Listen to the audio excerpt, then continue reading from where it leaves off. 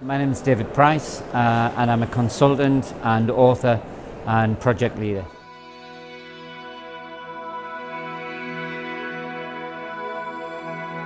And if knowledge is becoming open and organisations are also having to go open, what does this mean in terms of how we learn? So I looked at the way in which the world of work is changing and how that is opening up. But I also then looked at how we're learning informally now because knowledge has become much more open. And the technology, of course, has helped that. And what are the implications then for our formal organisations, schools, colleges, but also the way that we learn in the workplace. So the book really investigates ways in which we can use the power of that opening up of knowledge to make learning more dynamic and more powerful.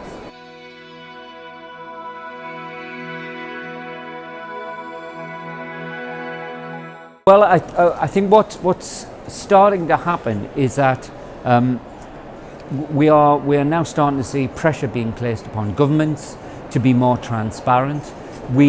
What is interesting, I think, in terms of what I call the social learning revolution, is that at the very time that we've lost trust in our governments and with the police, all the pillars of society, we've gained trust in each other. So if you think maybe, I don't know, 10 years ago, if you had said to someone, I'm going to allow a complete stranger from a different part of my world to come into my house, people would have said, are you crazy? You can't do that.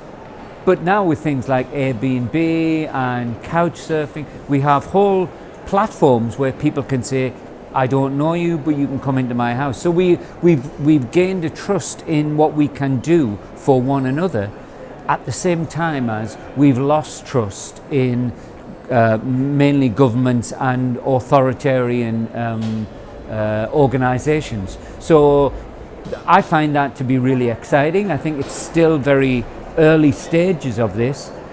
We still don't quite know how we're going to use this knowledge to the best of its ability, but there are projects springing up all around the world now where people are becoming more in control of their own lives through learning from one another.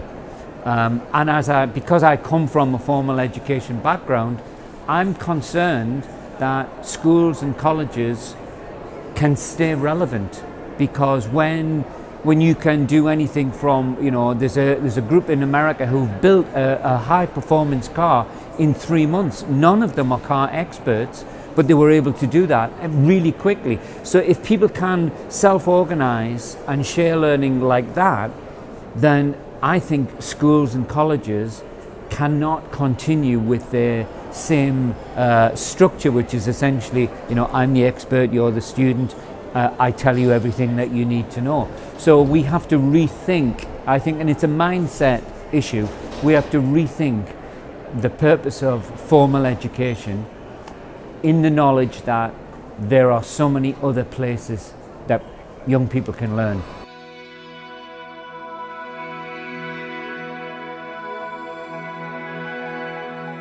I will always believe that there is a place for someone who can help you, but I always say now that any teacher that can be replaced by a YouTube video should be, because we have to rethink what's the role of the teacher in a world where there is so much information, so much knowledge that you need to know, which is available elsewhere. But I think good teachers, that was never an issue anyway, because they were always there to guide you, to give you a sense of agency, which I think is really important now. I think young people need to have a sense of being in control of their own learning. But that no longer means that the teacher can, stand at the front of a class and deliver 40-minute lectures. That has to change.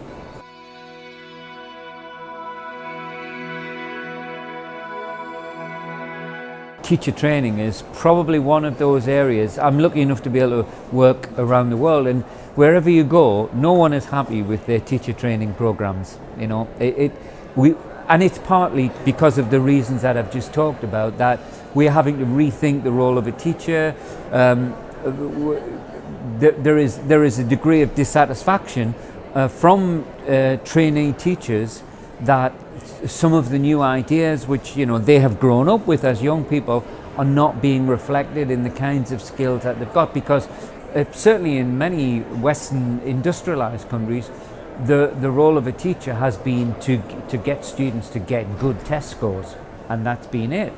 Now I think we have to rethink that, and therefore we have to rethink teacher training and how we equip teachers to have a much broader range of skills than simply their subject knowledge, because their subject knowledge alone isn't going to be enough. When we know that, for example, employers are saying we need people who can speak well, who can solve problems, who can work well in groups, who can collaborate well, we've got to give those skills to teachers before they can develop those skills in others. And when you think about it, teaching up to now has been a very privatized profession.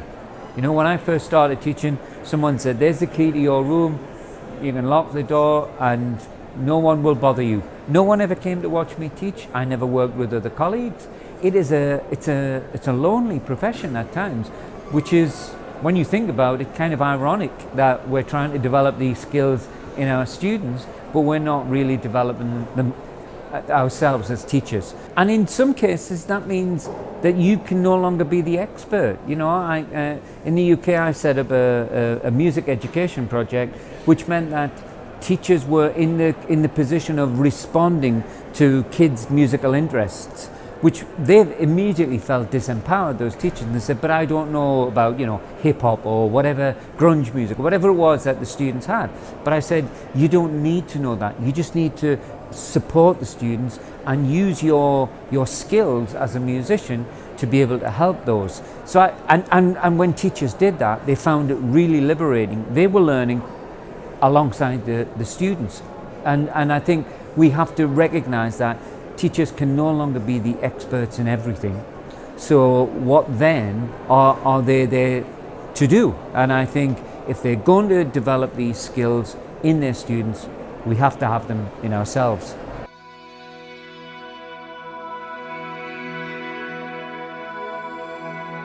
Teachers of the future will have to be networked into communities. We have to open out schools, and that applies to universities as well, to businesses, but also to community groups. There are schools that I work with in Australia who have adults in the classroom learning alongside 12, 13-year-old kids. I think that's fantastic. The school has become this open learning environment. So I think we have to do that. I think one of the other inescapable skills now is, for a young teacher, you cannot avoid the fact that you have to become competent, at least, with technology. And I still see from some young teacher trainees a resistance, a reluctance to actually use the technology. I'm not saying that the technology does the work for you, but I just think it is such an essential tool now that you have to learn how that equipment works and how it can benefit your teaching. So the great teachers that I know have contacts in the local community, so that if students are learning something, it can be made much more authentic through working with other organizations, other community groups. So it feels like it's adding more work, but I think that is one thing that you can't find from a YouTube video. That isn't going to tell you who's the best person in your local community to teach you the skill that you really need to know. And I think the teacher of the future will be someone who can tap into networks.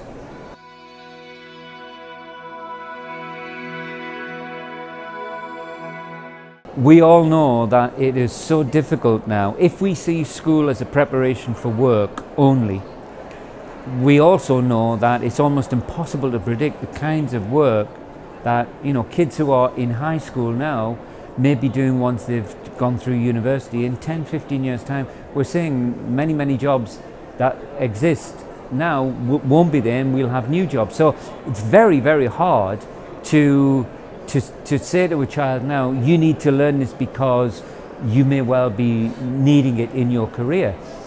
I think the best thing for students that I always give advice is to stay curious, because one of the interesting pieces of research which has come out over the last 2 to 3 years shows that students who have an appetite for learning, who are engaged in learning, will generally have better life chances. That means they may go to university, or they may get a job which pays well.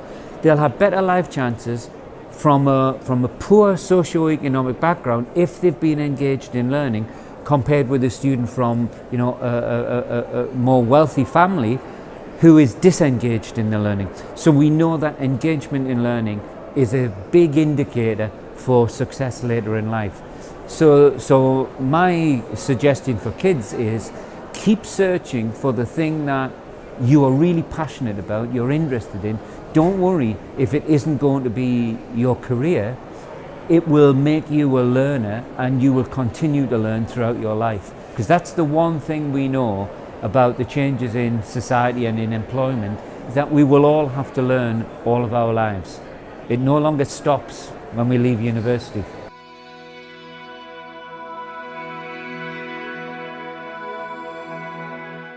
When I was 13, I was a musician, but I only believed that you could play. I used to play the piano, and I only believed you could play the piano if someone put this piece of music in front and it had notes and you followed it. And my cousin at the time, who was much older than me, was playing in a rock band, and they were very successful. They had a number of big hits, and he came around to my house and said, "Do you know that you can play music just by using your ears?" And I hadn't even thought of that. And that one piece of advice, and he showed me a little bit how you would do that, that one piece of advice changed the course of my life, because I was no longer, it was what we've just been talking about. It was a classic piece of informal learning, and I realized that I could learn some of this for myself, but I could also learn with friends, and we formed groups. And I went on to become a professional musician for 15 years. I would never have done that, because what was happening in school was I was having to learn to read music. I didn't see the point in it, and I could never become a professional musician that way, but I ended up playing in rock bands and making a career out of it. That was my first career as a musician. So that was a genuinely life-changing moment for me in terms of learning, and it all happened informally.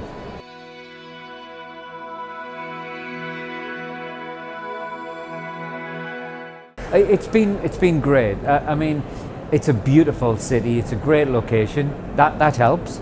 But it's also probably the most diverse group of people internationally that I've seen. Looking at the list of registrations, there are people from all over the world. There is a greater majority who are in higher education, but there are also people who are in K to 12 education and even in kindergarten. So that's been fantastic.